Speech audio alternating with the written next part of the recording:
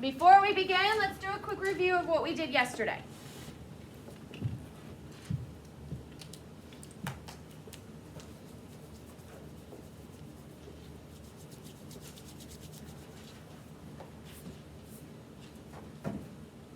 (42 times 2).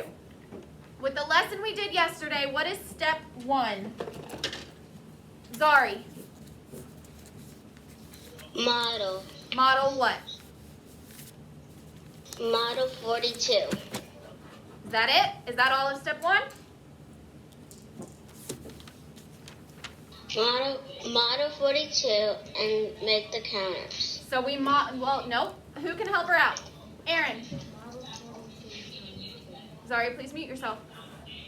Model 42 times 2. We're not just modeling 42. That's what I saw a lot of you do on your independent practice, even after we did all of those examples. We're not just multiplying 42, because all that will do is give us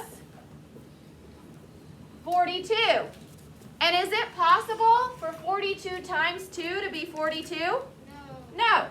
So we're not modeling 42, we're modeling 42 times 2. How do we model 42 times 2? Mason. How do we model 42 times 2? Good, because I'm going to model which number? 42, my larger factor, or 2, my smaller factor? 42. And what am I going to use to model? What are those things called? 10 blocks. Base 10 blocks. Good. So I model 42 with 4 10 rods and 2 1s cubes. But am I done, Mason? Nope, because that's like what we said not to do. That's only modeling 42. How do I model 42 times 2, Mason? Do I draw 2 1s cubes? Now you draw another 2 on 42. I draw another 42 because this smaller factor tells me what? How many times to draw it or repeat. So I have to draw 42 again so that I have it 2 times.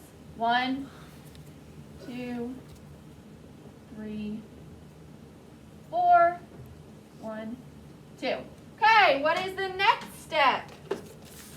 Zadie. The next step is to count your ones. So I circle all my 1s and I count them. How many 1s do I have? 2. I have 2 1s.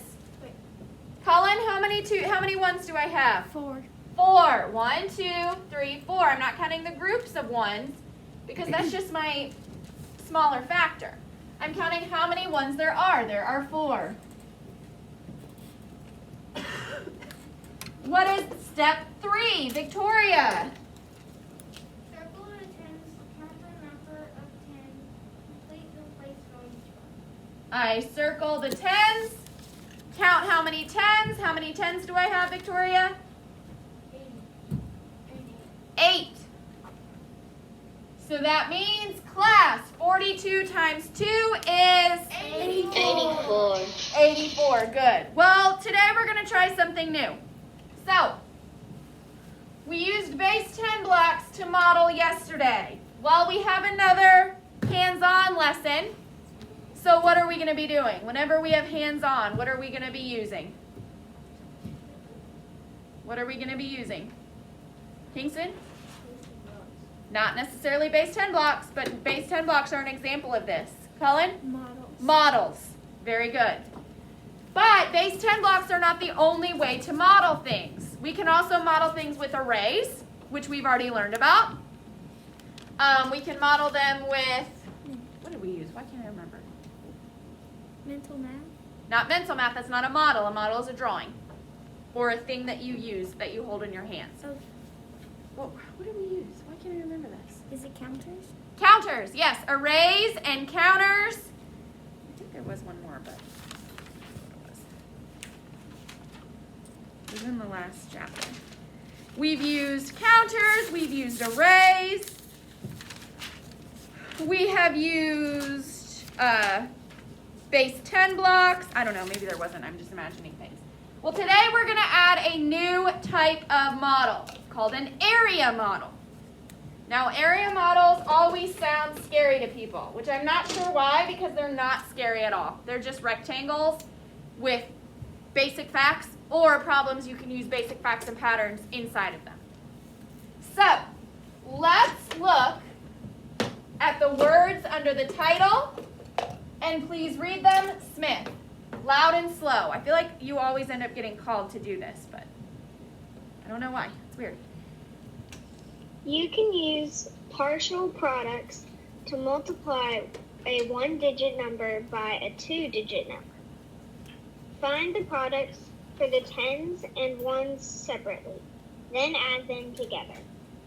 Area models and arrays can show partial products. So today we're going to be talking about partial products. Underline partial products, and then underline the definition, which is find the products for the tens and ones separately, then add them together. The definition of partial products is the products for the tens and ones separately that are then added together. There are two parts to the partial product definition. The first part is find the products for each place separately. The second part is add them together. Partial products. The word partial.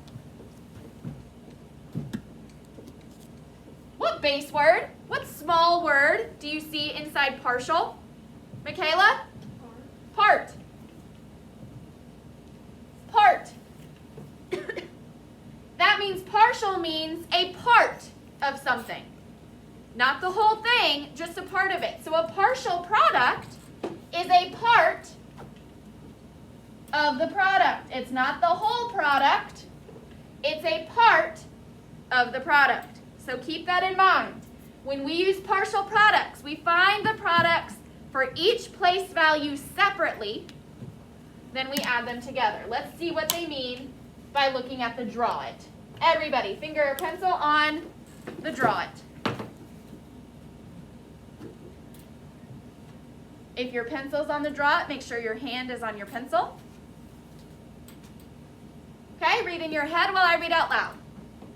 The hiking club has 3 groups of hikers. Each group has 12 people. How many hikers are in the hiking club together? Well, let's figure out what our equation looks like. Our question is, how many hikers are in the hiking club all together? If I look in my question for how many, how much, how many more, whatever, and look at the word that comes next, I see hikers. So I know I'm looking for hikers. One of my numbers needs to represent hikers. The rest of the question, I don't see each or times as many.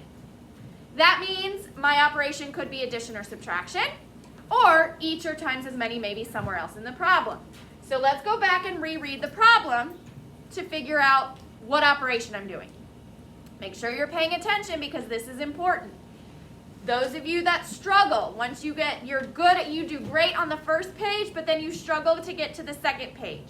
It's because you're not doing these things that I'm doing right now. Because, like I've said, math is all about patterns. That includes math word problems. They're all about patterns. What word comes after how many? Is there the word each or the words times as many? What word comes after each? Is there words like all together or the difference? That will tell you what you're doing. So make sure you're paying attention. Make sure that you are underlining and boxing and circling and labeling, which I forgot to do with hikers. Hikers is our what? Kingston. Which unit? Because sometimes we have more than one unit. Our answer unit, because we know whatever comes after how many or how much is the unit our answer is in. So that means our final answer will be this many hikers. Ethan, sit down. Scoot your chair. Let's read the problem to see if we can find more information and if we can figure out our operation. The hiking club has 3 groups of hikers. I see a number, and I do see hikers. But are they right next to each other? So does that mean 3 hikers? So do we know if that's important or not yet? We do not. Because in order for it to be our unit, they have to be right next to each other. The number and the word has to be right next to each other. So let's keep reading. Each group has 12 people. Oh, well look, I found each, which I will label because it tells me I'm either multiplying or dividing. I noticed that in my question I have the word altogether. When we have addition and subtraction, does altogether mean we're going to have a bigger answer or a smaller answer? Zadie? Bigger. So what does that probably mean about my operation with multiplication and division? You're probably going to multiply. But let's keep reading just to make sure. So each group has 12 people. Well, I have the word each, and then the word that comes right after is group. I know whatever word comes after each is what? Aaron? Our other unit. So I'm going to label it with OU for other unit. So each group has 12 people. Well, I remember seeing group because in my first sentence it says the hiking club has 3 groups. Well, there's a number and one of my units right next to each other. So I know 3 groups is important. But if I read this, the hiking club has 3 groups of hikers. Each group has 12 people. Do I see hikers? I mean, I saw it here, but was there any number before it? So where are my hikers? What's my other number? Zari. 12. Why is 12 my other number? It says 12 people, not 12 hikers. Hikers are people. They just use a different word. Good. So 12 people is my other unit that I'm using. Because even though they said people instead of hikers, well, are hikers like a random object or a place? No, hikers are people. People who do what? Class? Hike. So I know that 12 people, because people are hikers, or hikers are people, because not all people are hikers, but all hikers are people, has to be my other one. So now I have 3 groups of hikers, 12 people in each group. I already pretty much can say that I'm going to be multiplying, but I also know I'm definitely going to be multiplying because if I have 3 groups and each group has 12 people in it, am I going to end up with a bigger number than 12 or a smaller number than 12? Class? Bigger. Because I'm taking my 3 groups with 12 people in it, I'm taking my 12 people and repeating it 1, 2, 3 times. So that means I'm doing multiplication, which I already correctly guessed because of the word altogether, which means if you see altogether in the question to a problem that also has each or times as many, what can you go ahead and already say that you're going to do? Colin? Multiply. But always check to make sure. So that means we have our 3 groups, we have our 12 people, we know we have to end up with a bigger number, so our equation looks like 3 times 12. 3 groups times 12 people. So they're going to use an array. Now this is the only time in this lesson we're going to use an array, and you'll see why when we get to example 2, or I'm sorry, try it. So what I want you to do is very neatly trace this array. They used a grid array, which you know I don't like when you guys do that. I mean, it's fine when the math book does it because they have a computer doing it, making sure all their lines are even. So we know with 3 times 12, we need how many rows? How many rows do we need in 3 times 12? Smith? 3 rows. 3 rows. So I've made my rectangle. Now I'm going to make my 3 rows. I've got 1, 2, and 3. If I have 3 rows, how many columns do I need to show 3 times 12? Carla? If I have 3 rows, how many columns do I need to show 3 times 12, Carla? 12. 12. So let's make 12 columns. 1, 2, 3, 4, 5, 6, 7, 8, 9, 10, 11, and 12. Make your lines neat. Try to trace them as best as possible. I hope that you've been tracing them. I hope you didn't just go ahead and trace at the beginning and ignore what I was saying about the 3 rows and the 12 columns. But what we're going to do is we're going to count our boxes, but we're going to stop at 10. Because 12 has how many 10s in it? Class? 1. And so let's stop when we get to 10 to see how many 10s are in this number. 1, 2, 3, 4, 5, 6, 7, 8, 9, 10. So we're going to label that as 10. You can see how in your book the 10 columns are orange. Then they counted the ones separately. So we counted 10 columns. How many do we have left? Count with me. 1, 2. So do you see how they took 12? They made 12 columns, but they split it into its 10s and its 1s. Do you see that? They split it into its 10s and its 1s. There is 1 10 in 12. There are 2 1s. So we've got the 10s in orange, the 1s in blue. So we separated 12 into what 2 numbers? We separated 12 into what 2 numbers? Victoria? 10 and 2. So you can see we did the first step while we started by finding the 10s and 1s separately. Now we're going to find the partial products, which means we're going to find the products for the 10s and 1s separately. Well, 3 rows of 10 means 3 times 10. 3 times 10 is what, class? 30. 30. So that means we have 30 orange squares. Now let's figure out how many blue squares we have. We have 1, 2, 3 rows and 1, 2 columns. 3 times 2 is what, class? 6. 6. So do you see how if we take the 10s and 1s separately, we look at the orange squares, we have 1, 2, 3 columns of orange squares. I'm sorry, 3 rows of orange squares. 1, 2, 3 rows of orange squares. And 1, 2, 3, 4, 5, 6, 7, 8, 9, 10 columns of orange squares.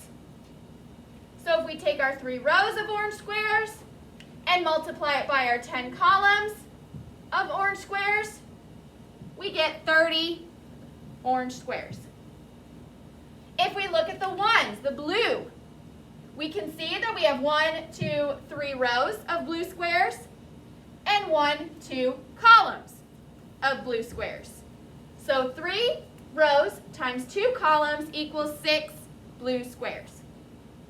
Are we done with partial products? No, because does this tell us our final answer? No. Can we put as our answer 30 and 6? No, because the second part of partial products says we add them together.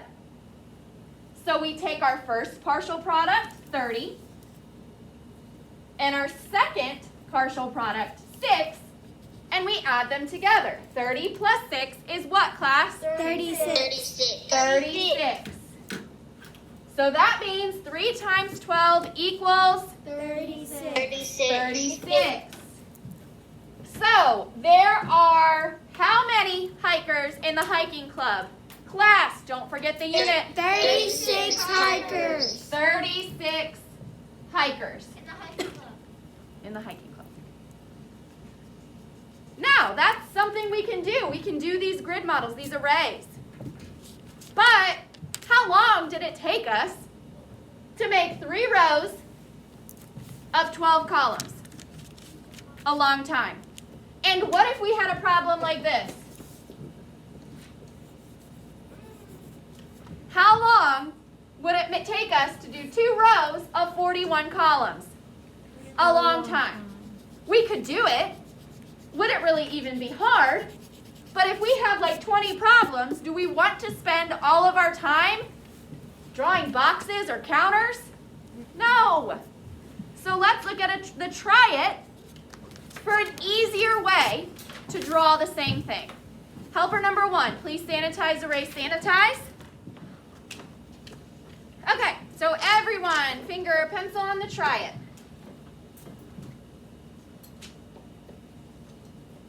Everyone, finger or pencil on the try it.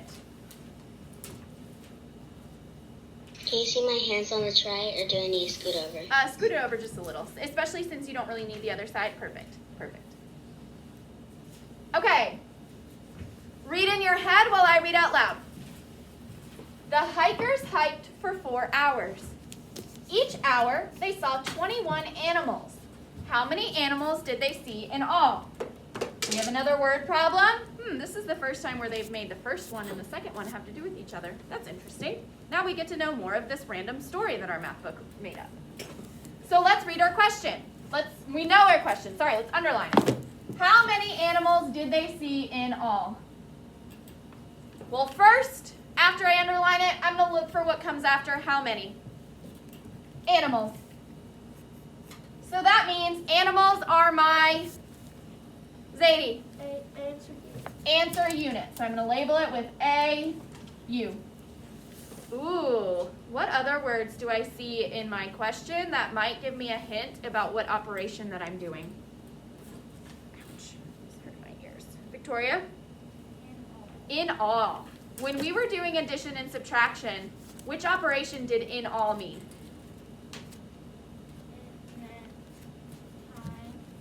Aaron? Addition. It meant we were going to end up with a bigger number. So that probably means we're either doing addition or what other operation? Carla? It means that we're going to do addition. Okay, Carla, you had your hand up while I was asking the question and explaining it, so you weren't thinking about what I was saying because that's not the answer I was looking for. I already said in all means we're either doing addition or, Michaela? Or Smith? Multiplication. Multiplication.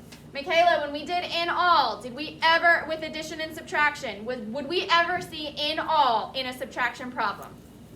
No. So it can't mean, in all means we're going to end up with a bigger number. Addition gives us a bigger number, and like Smith said, multiplication gives us a bigger number. So that means if we see in all, just like with all together, in our question, we're either going to be doing addition or multiplication. If we see the word each or times as many, we'll be doing which one of those things? Zari? Multiplication. Multiplication. If we don't see each or times as many, we're probably doing which operation? Zadie? Division. Colin? Addition. Addition. We have in all. Zadie, does in all ever mean division or subtraction? No. Because it means we have to end up with a bigger number. And subtraction and division both give us smaller numbers. So if we have in all in the question, and we see each or times as many in the problem, well, we're probably going to be doing multiplication or a multiplication. If we have in all in the question, but we don't see each or times as many in the problem, then we're probably going to be doing addition. Let's reread the question. Let's reread the problem to see what we need to do.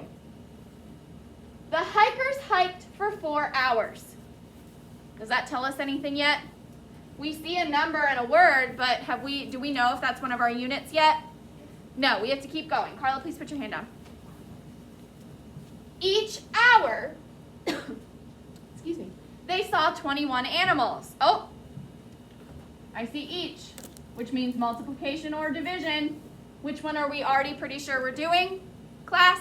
Multiplication. Multiplication because of this in all, but let's keep going just to find out. I have each, that means the word after it. Hour is our what? Sorry? Other unit. Other unit, let's label it OU. And then we see they saw 21 animals. Well, I already know animals is my answer unit. So I definitely need to know 21 animals. I have hour after each. That means let's reread to find a number of hours. The hikers hiked for 4 hours. There we go. So that means the pieces of my problem are 4 hours and 21 animals. If they saw 21 animals in each of those 4 hours, are we going to end up with a bigger or smaller number, class?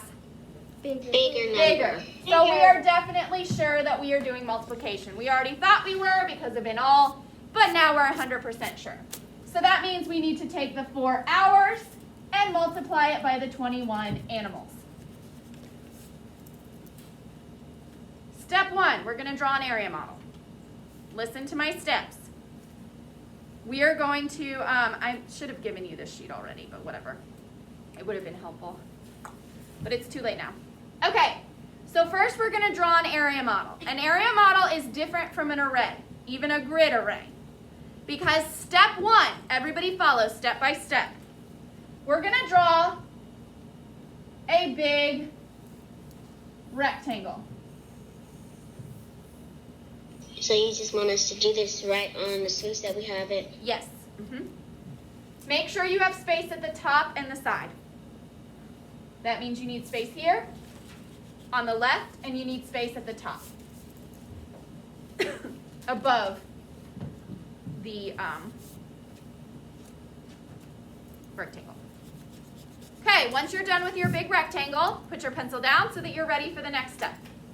And we're going to do several example problems on a separate sheet of paper like we did yesterday, because I think that'll just be much more helpful than just doing this one extra problem and then sending you off into the wild. Okay, you've all got your big rectangle. Now what I want you to do, don't do it until I say go, is split your rectangle into 2. The part of the rectangle on the left needs to be bigger than the part of the rectangle on the right. Don't make it tiny because you have to write things inside of it. So I'm not splitting it right in half. I'm not making my left side smaller. I'm making my left side bigger and my right side smaller. So does everybody see how when I split my rectangle in 2, I did not do it right down the middle?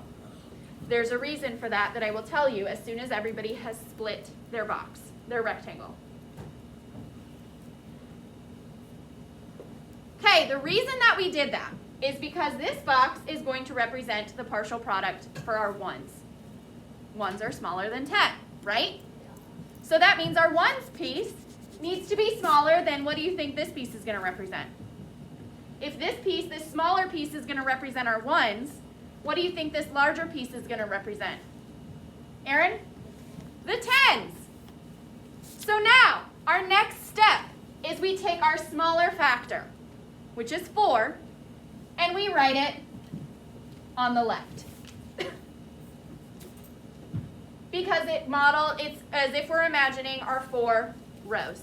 We're not actually going to draw our rows and columns, but we're imagining that this whole box is split into 4 rows. Yes? Can we split it now? Yeah, you should have already split it. Well, you didn't say go. Yes, I did. Yeah.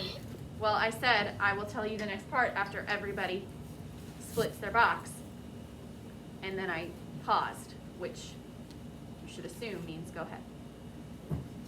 So after you've split your box, now we're going to take our smaller factor, no matter what it is. In this case, it's 4, because 4 is smaller than 21. Do you agree? And I'm going to write it on the left. Now what I'm going to do is I'm going to figure out what 21 looks like in expanded form. Who remembers what expanded form is? Please put your legs under your desk and scoot your chairs in. It is not going to be helpful if you're not paying attention. Who remembers what expanded form is? Zari. Listen. When you break the number apart and it's this number plus this number plus this number plus this number. Awesome. It's when you break the number into its into its values, and then you have a plus sign. So Zari, 21 in expanded form looks like what? 10. Is it 10? Michaela, can you help her out? 20. Just 20? What does it look like in expanded form? 20 plus 20 plus 1. Because a 2 in the tens place is worth what, Michaela? Loud. A 2 in the tens place is worth what, Michaela? 20. A 1 in the ones place is worth what, Michaela? 1. So that's breaking it into expanded form. We take the value of each digit and we have a plus sign. So that means 21 looks like 20 plus 1. Well, we have our tens and we have our ones. Which of these two numbers are going to go above our two smaller pieces? Which number do you think is going to go above the larger piece? 20 or 1? Cullen? 20. Because we know our larger piece represents what? Tens or ones? Tens. Tens. 20 is a multiple of 10. Now we're going to put a little plus sign above our line that's split to show that this is expanded form. And which of these numbers do you think is going to go above our smaller ones piece? Carla? 1. 1. Because we know our smaller piece represents the ones, our larger piece represents the tens. Now that we've done that, we've separated 21 into 20 and 1. We've labeled the model. We can imagine that we have 4 rows and then we have 21 columns. Our 20 columns, our tens are in one color, our 1 column is in another color. But you can see this takes a lot less time than drawing all those boxes, right? So now what we're going to do, inside each box, we're going to take the number right above it and multiply it by our number on the side. So that means in this larger box, we're going to take 20, which is the number right above it, and we're going to multiply it by 4, which is the number to the side. Using basic facts and patterns, we find the basic fact first. 2 times 4 equals what, class? 8. 8. We have 1 0. So we put how many zeros at the end of our product? Class? 0. 1. 1. Which means that 20 times 4 is 80. 80. Now, in our smaller ones box, we're going to take the number on top, which is 1, and multiply it by our number on the left, on the outside. Not this number, but the number on the outside. So 1 is on the top, 4 is on the outside.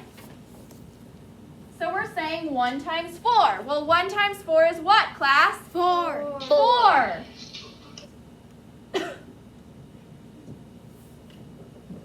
Now we have our partial products. 4 times 20 is what, class? 80. 84. 4 times, please listen, Zari. 4 times 20 is what, class? 80. 80. 4 times 1 is what, class? 4. We found our partial products. We found the product of the tens place, and we found the product of the ones place. Now we know we have to add the partial products. So we're going to bring down 80 and 4. We're going to add them. 80 plus 4 is what, class? 84. 84. 84. So that means that 4 times 21 equals what, class? 84. 84. Which means they saw 84 animals. 84 animals. 84 animals. So does everybody see that? We're going to do a couple more examples on a separate sheet of paper. Because area models are not difficult. You just have to make sure that you're drawing them in the correct steps. You're drawing them correctly. Because all you're doing, once you've drawn it correctly, are basic facts and patterns, and then addition. So does everybody feel good about this so far? Well, before we do some more examples, let's look at the talk about it. So helper number 1, please sanitize, erase, sanitize. Okay, so let's look at the talk about it. Number 1 says, explain how to draw an area model to represent 2 times 15. So we're not actually solving it. We're just explaining how to draw it. So what I want you to do is take a minute, think of the steps from the try it and tell me in words how you would draw an area model for 2 times 15. What would I do first? Victoria. You would draw one 10 rod. We're not, you're telling me base 10 blocks. Did we do base 10 blocks today? Did we, and listen guys, because a lot of you do this. Did we use base 10 blocks today? Other than just our quick review? No. So do you think your math book wants you to like all of a sudden start using base 10 blocks again when it taught you a brand new skill? No. So what's our first step when we're drawing an area model? Zadie. You would draw a rectangle. Draw a large rectangle. So there's step 1. Draw a large rectangle. What do we do next? What do we do next? After we draw that large rectangle, what do we do? Carla? We separate we separate a big piece and a small piece. Good. Split it, which means the rectangle,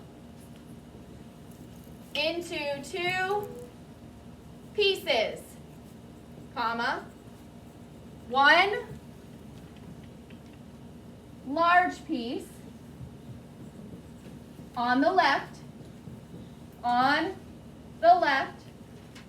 because when we read a number, 10s are on the lefts of the right, and a small piece on the right. Okay?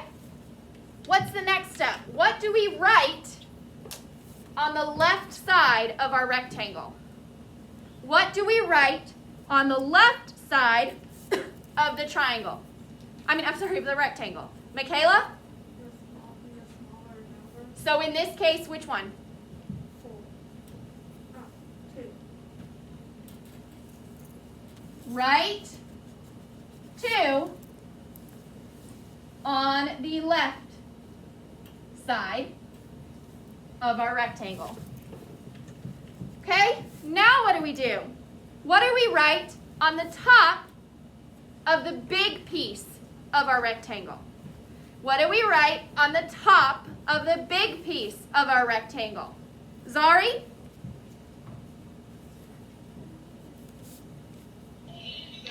Our bigger number. The whole bigger number? Does the whole bigger number go on the top of the larger piece of our rectangle? No, the bigger number that you broke apart. Okay, well tell me, I have a number. They're giving me a number. Erin, help her out. What do we write on top of the larger piece of our rectangle? We'll write what in expand? What am I writing? What exact thing am I writing? They give us a number. They're not asking us explain how to draw an area model to represent a multiplication problem. They're telling us explain how to draw an area model to represent 2 times 15. So we're using the actual numbers. What do we write on top of the larger side of our rectangle? Victoria. 10 plus 5. Do we write 10 plus 5 on top of the larger piece of our rectangle? Michaela. No. What do we write on top of the larger piece of our rectangle? 2 times 10 times. Zari, what do we write on top of the larger piece of our rectangle? 15. Smith, what do we write on top of the larger piece of our rectangle? 10. 10. Because does the whole number go on top of the larger piece? Look at the try it. Did we put 15 on top of the larger piece? Did we put 10 plus 5 on top of the larger piece? No. We wrote the 10. So we write 10 on top of the larger piece. Then what do we do? What do we write on top of the smaller piece? We've written 10 on top of the larger piece. Now what do we do to, what do we write on top of the smaller piece? Zadie. 5. Then we write 5 on top of the smaller piece of the rectangle. Please listen to my whole question. Some of you stopped thinking about my question as soon as I said, what do I write on top? Because you were like, ooh, I know, we write 10 plus 5.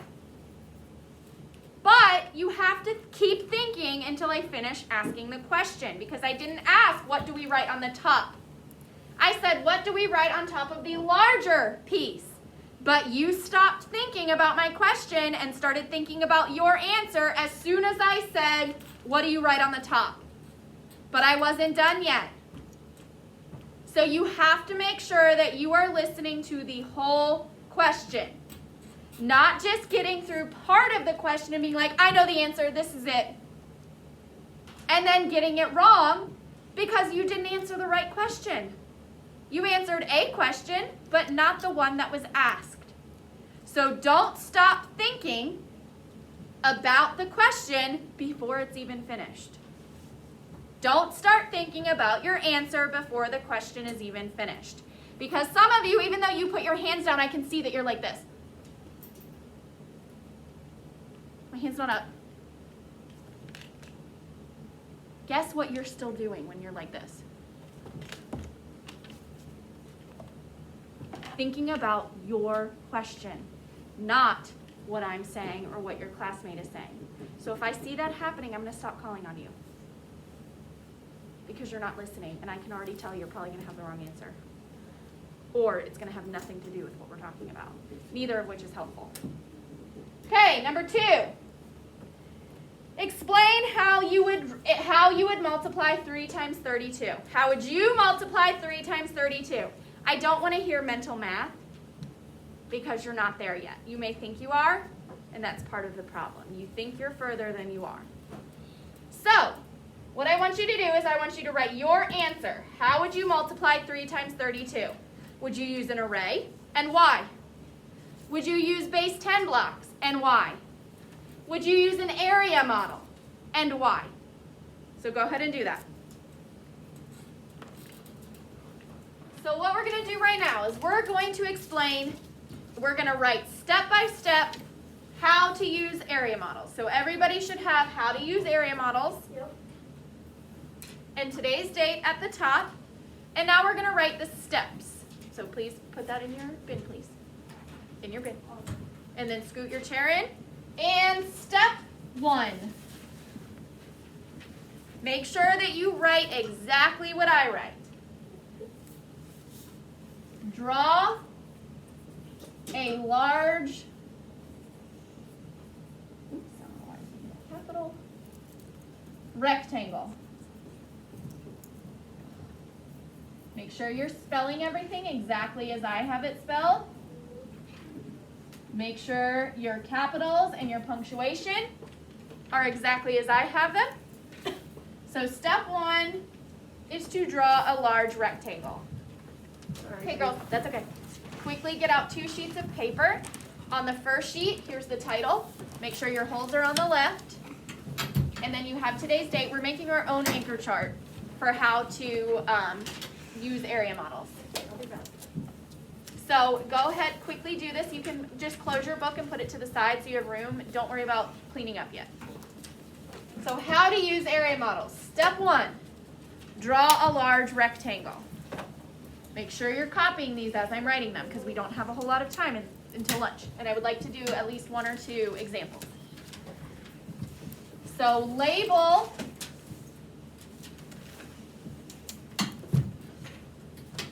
the short side on the left. We're going to put left in parentheses.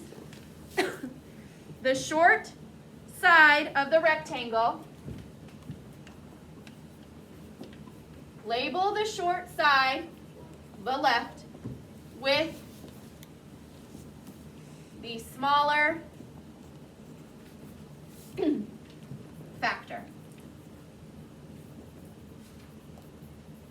So step 2 is to label the short side with the smaller factor.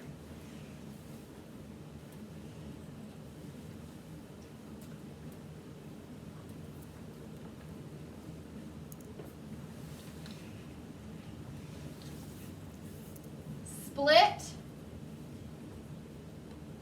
the rectangle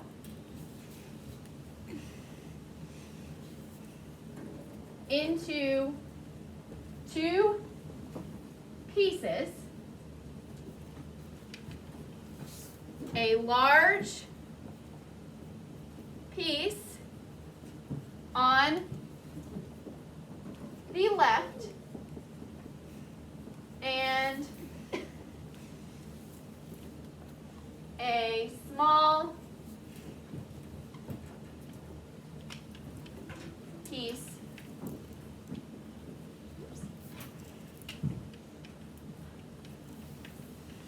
on the right. Okay? So step 3 is split the rectangle into two pieces, a large piece on the left and a small piece on the right.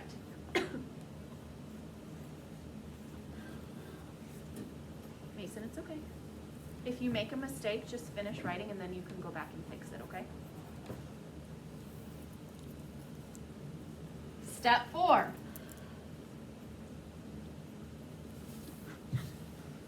Break the larger factor into expanded form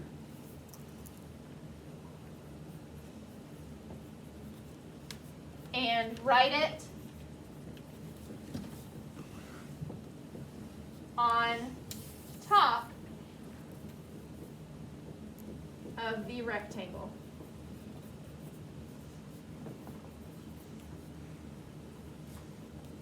Tens above the larger piece,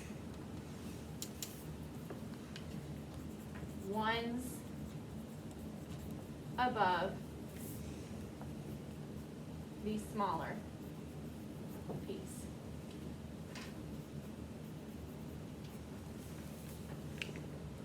So step 4 is break the larger factor into expanded form and write it on top of the rectangle. The tens go above the larger piece, the ones go above the smaller piece.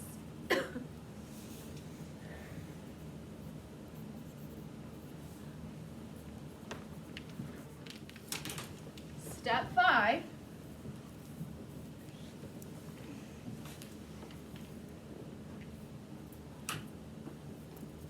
multiply the factor on the short side by the first number,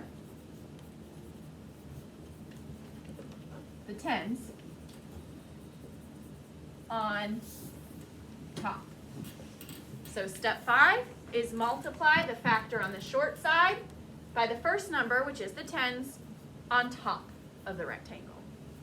Remember, we're talking about the short side of the rectangle versus the top, the piece, the larger, the number on top of the larger piece. Step 6 is multiply the factor on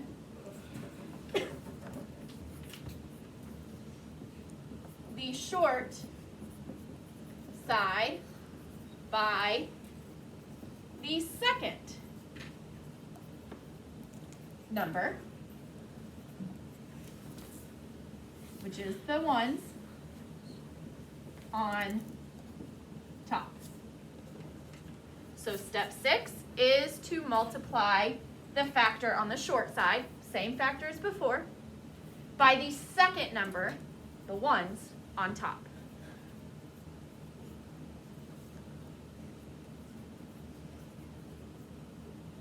Can I erase number 3?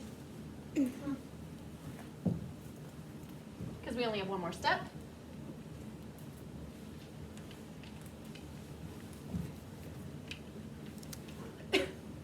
Step 7, add the 2 partial products inside the rectangle together. And that's it. A lot to write, but not a whole lot to do. So step 7 is to add the 2 partial products inside the rectangle together. And write number 1, 41 times 2 equals blank. Now let's follow the steps. Colin, what's step 1? Draw a large rectangle. So let's all draw a large rectangle. Make sure to give yourself room at the top. I always seem to forget to give myself room at the top. Step 2, we've drawn our large rectangle. Ethan, what do we do next? Look at your steps. You have them right there.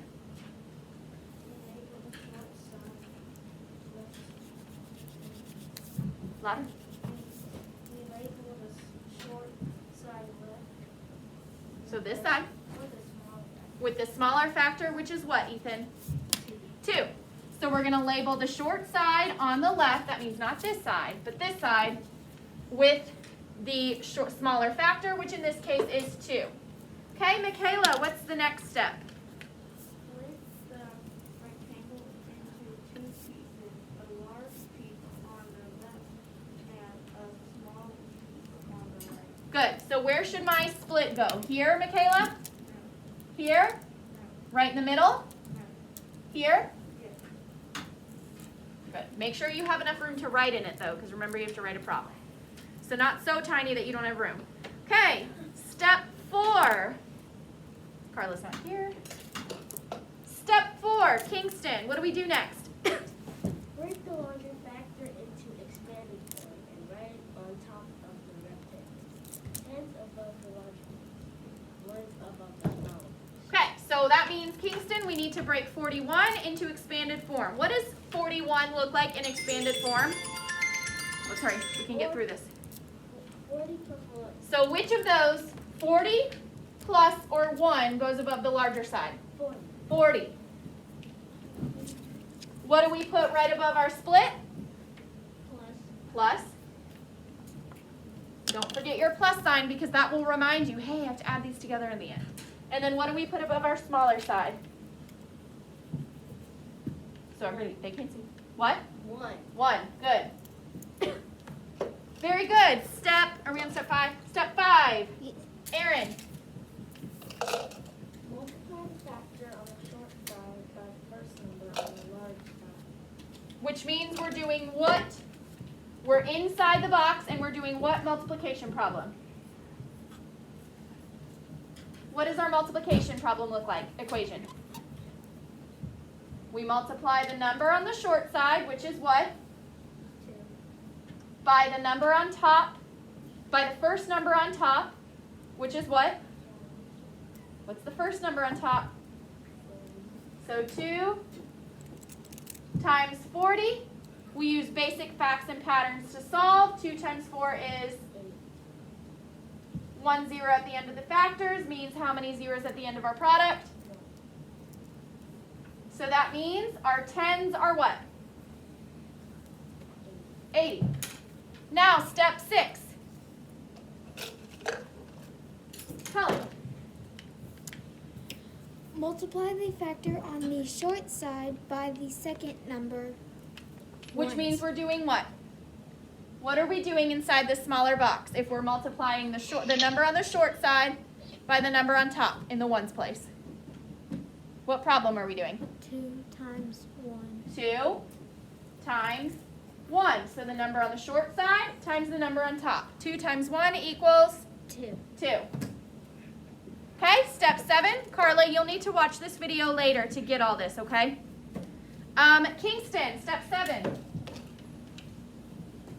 the two partial products inside the rectangle together. So what's our first partial product? 80. So I'm going to write it below, and you're going to do this every time. Plus what, Kingston? 4 and 2. 2. Well, 80 plus 2 equals, what does it equal? 82, which means that 41 times 2 equals, class? 82. Okay, so I'm going to give you your homework later. It's just going to look like this. It is going to be front and back. They already have all the rectangles for you. Sometimes they have the numbers in the right place, but sometimes you'll have to do it. So go ahead and clear your desk. Leave your anchor chart and this on top of your desk because I'm going to come around and staple it. Yes, what we just did, keep it on top of your desk because I'm going to come around and staple it. And then you'll put it in your return to school folder to help you with your homework. So just clear your desk of everything except for your papers. Then stand up, push your chair in, face the crucifix. So girls at home, Smith and Zara, you can staple those two pieces together. Make sure that the anchor chart part is on the front, not like this, so that you have what to do and then an example on the back. You can staple those and then use them to help you with your homework. Okay, so everybody look at number 1. If you don't have it yet, that's okay. Just follow along on the board. Number 1 says find the product of 5 times 21. Well, step 1, we know we draw a big rectangle.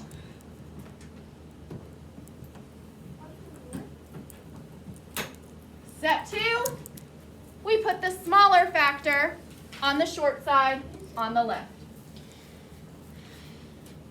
We're on number 1, Mason. Number 1. Not number 4. I changed it again. So step 2, we write the smaller factor on the short side on the left. Step 3, we break our larger factor into expanded form. Well, 29 in expanded form is 20 plus 9. Make sure that you put the plus signs above the split. Step 3, we split it. They already did step 3 for us. You're supposed to split it into a smaller and a larger box, but I didn't have time to white all that out and fix it. So it is the same size, but I want you, when you're doing your own, to make sure to split it in half. I'm sorry, not in half, in a smaller and a larger. So tomorrow, when you're doing your independent practice with Miss Burns, make sure that you have out your anchor chart that you made today. Do you understand? Do not lose it at home tonight, because you're going to use it and follow it step by step. I'm going to tell Miss Burns to make sure you all have it. And she's going to make a note if you don't. So now, step 4, sorry. We multiply our small factor on the left by our first factor on top, which is our 10s. So that means 5 times 20. Well, basic fact, 5 times 2 is 10. There is 1 0 at the end of our factor, so there needs to be 1 more 0 at the end of our product. Remember, the answer to the basic fact was 10, which ends in a 0, but that doesn't count as our 0 that we add. Otherwise, it would say 5 times 20 is 10, and that's not possible. Because 5 times 10 is 10. I'm sorry, 5 times 2 is 10. So if we repeat 5 2 times, we get 10. So if we repeated 5 20 times, we definitely can't get 10. So don't forget, even if the answer to your basic fact ends in 0, you still have to bring the 0 from the factors over to your product. So we're done with step 4. Now step 5. Multiply the small number on the left by the second number on the top, the 1s. 5 times 9, which is just a basic fact, it is 45. Now we know step 6 is to add the partial products. We're not going to add them here because they give us this. Did you notice this? What? This little line with the plus sign means we can do 100 plus 45, because I will give you a hint. Even though on your independent practice in the book and your homework in the book, you don't have to regroup, you may have to regroup on this. That's why they give it to you up and down, because you may have to regroup on problems. But in this one, we don't, because we know 0 plus 5 is 5, 0 plus 4 is 4, 1 plus nothing is 1. So class, 5 times 29 equals 145. 145. So does everybody understand how to do this sheet? Set up your your addition. When you add your partial products, set them up right here. You have one of these for every one, because there may be a couple where you have to regroup, like regroup the 1 to the next place. Okay? Okay, so that's it. Everybody good on tonight's homework? Yes. Okay, go ahead and put it in your return to school folder with your anchor chart and your example from earlier.